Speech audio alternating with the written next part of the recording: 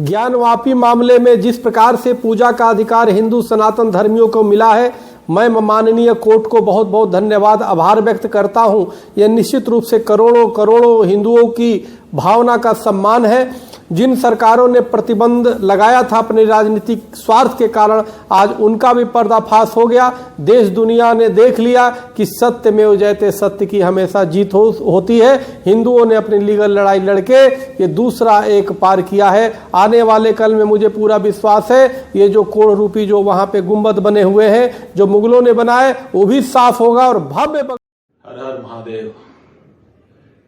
भगवान शिव के भक्तों को बहुत सारी बधाइयां। भगवान विश्वेश्वर की परिक्रमा के लिए भाव जागा था मन में। निकल रहे थे हम,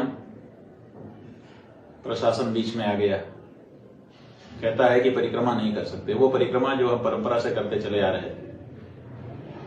हमको भगवान की परिक्रमा करने से, उनकी पूजा करने से, उनको प्रणाम करने से, उनके प्रति अपनी भावनाओं का प्रदर्शन करने से कोई कब तक रोक सकता है? आखिर भले आपने हमको परिक्रमा नहीं करने दी, लेकिन भगवान विश्वनाथ सुन रहे थे और वो निश्चित रूप से समझ रहे थे कि बड़े स्वच्छ मन से, बड़े पवित्र मन से हम ये परिक्रमा करने के लिए जा रहे थे। पूरे हिंदू समाज की ओर से जा रहे थे और भगवान ने देखिए सुन ली।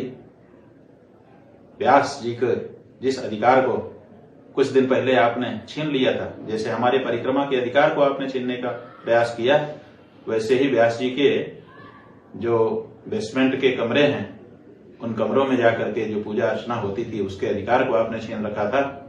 आज आपके लिए आदेश हो गया कि आपको वहां पर उनको पूजा करने के लिए अवसर देना होगा।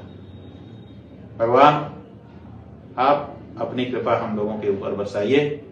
हम जल्दी से ही आपका जलाभिषेक करने के लिए आना चाहते हैं। सारा सनातनी समाज, सारे शिव भक्त इस बात के लिए लालायित हैं कि जल्दी से जल्दी हम भगवती गंगा का जल हर हर महादेव कहते हुए आपके ऊपर चढ़ा सकें।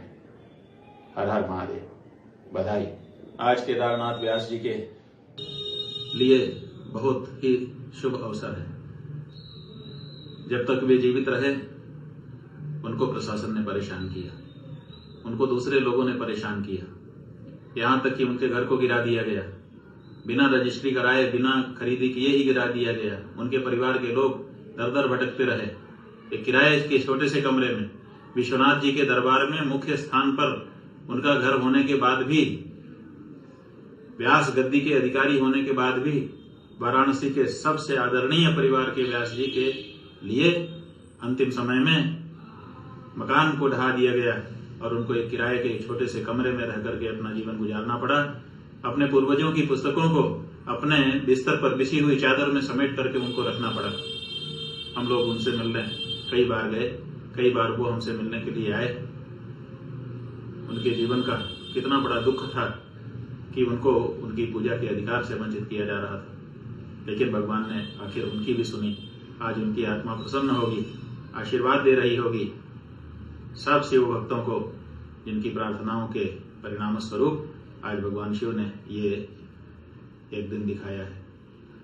भगवान शिव निरंतर जागृत हो रहे हैं और वो अब दिन दूर नहीं है जब उनके जलाभिषेक का अवसर हम सबको मिल सकेगा।